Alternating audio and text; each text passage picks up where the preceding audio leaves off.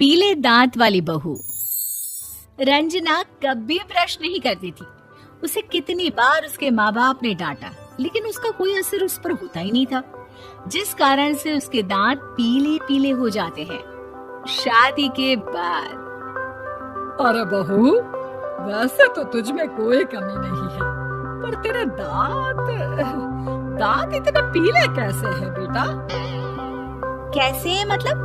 कोई सर्जरी थोड़ी ना कराइए। वो तो क्या नाम, मैं ब्रश नहीं करती थी तो पीले हो गए। अब क्या करूं? आप कहें तो लाल करवा लूं या फिर काले? यार ये क्या है, क्यों माँ से लड़ रही हो? लड़ रही हूँ? अरे मैं लड़ रही हूँ या ये बोल रही है कि दांत पीले हैं, पीले। अरे तपस्या थोड़ी ना की है इन्हें पीले करने के लिए।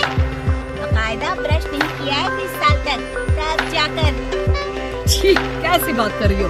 ये उस वक्त तो पीले नहीं थे जब हम लोग तुम्हें देखने आए थे। अरे तब साफ करवा लिया होगा डेंटिस्ट के पास जाकर। अब देखो कैसे पीले पीले लग रहे हैं। रचना सास की तरफ गुस्से से देखती है। फिर शुरू हो गई पीले पीले पीले।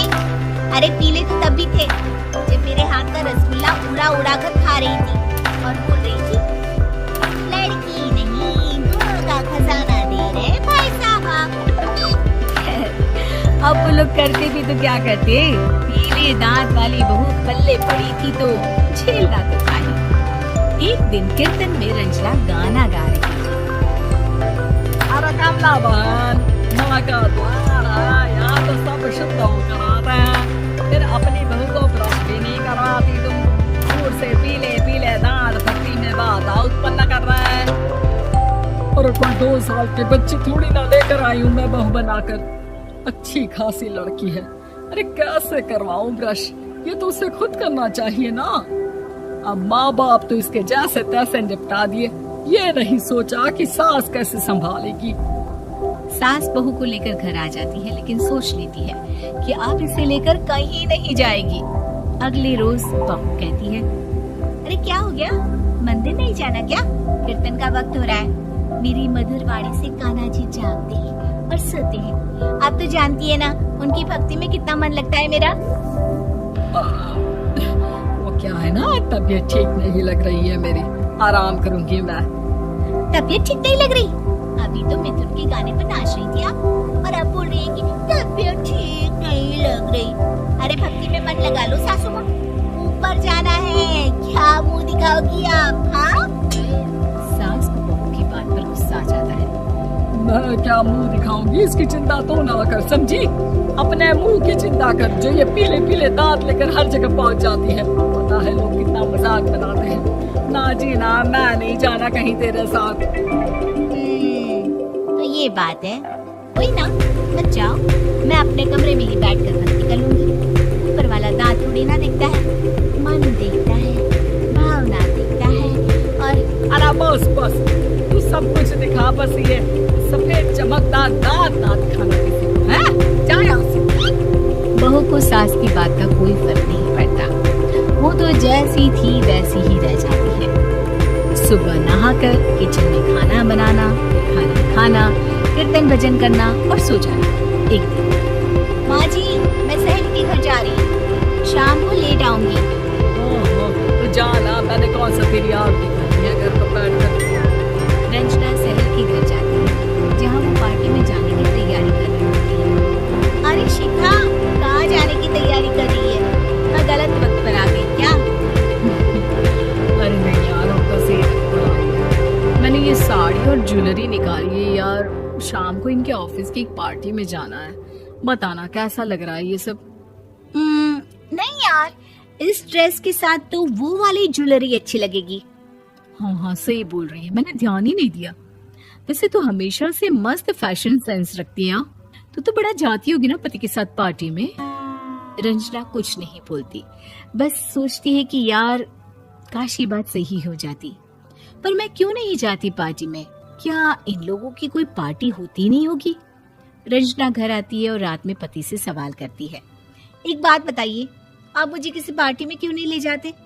क्या आपके यहाँ ऑफिस में पार्टी नहीं होती?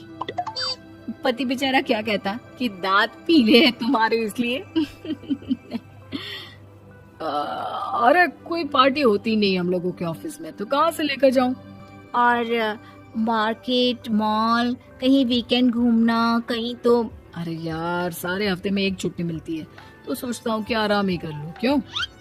रंजना मन मार के रह जाती है। पहले कभी सास के साथ मंदिर जाया करती थी, लेकिन वो भी सास ने ले जाना बंद कर दिया। घर बैठी बैठी रंजना बोर हो जाती है।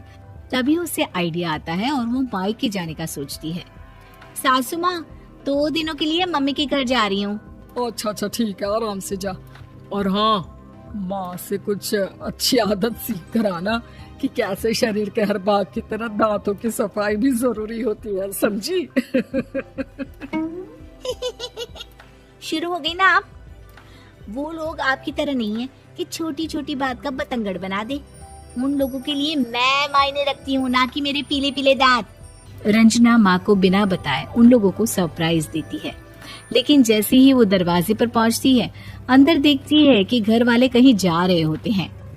अब माँ, काश रंजना दीदी के दांतों वाली प्रॉब्लम नहीं होती, तो वो भी हम लोगों के साथ चलती ना बुआ जी की बेटी की शादी में। हाँ बेटा, लेकिन अब उसे कौन समझाए कि उसको उसके पीले दांत नहीं दिखते, लेकिन उसके आसपास के लोगों को कितना एम्बैरेसिंग फील कराते हैं। मुझे तो कितनी बार उसके स्कूल की टीचर ने शिकायत की कि उसके साथ कोई लड़की बैठना भी नहीं चाहती, और ना ही कॉलेज में कोई उससे बात करना चाहता था। लेकिन पता नहीं क्यों उसे ये बात समझ में ही नहीं आती। कोई कमी नहीं है उस लड़की में, बस यही कि दांत पीले हैं। वो तो भला हो जीजा जी और उनकी माँ का, जो दीदी को जैसी है वैसे ही रखा हुआ है। रंजना को अपने घर वालों की बात सुनकर बहुत दुख होता है। वो सोचती है कि वो क्या करे, लेकिन फिर वो सीधा डेंटिस्ट के पास जाती है, अपने दांत चमकाती है और कसम खाती है कि वो रोज ब्रश करेगी। अरे क्या हो गया? तुम तो 2 दिनों के लिए गई थी ना, पर कोई ना, अच्छा है, चलो आ गई तो। रंजना सास के सामने आकर खड़ी हो जाती है और पूरी स्माइल करती है, उसके चमकदार दांतों को दिखाती हुई। हैं? चले मंदिर? माँ, मुझे माफ कर दीजिए, मैंने आप लोगों को बहुत एम्बैरेसिंग फील करवाया। मैं आज से रोज ब्रश करूंगी।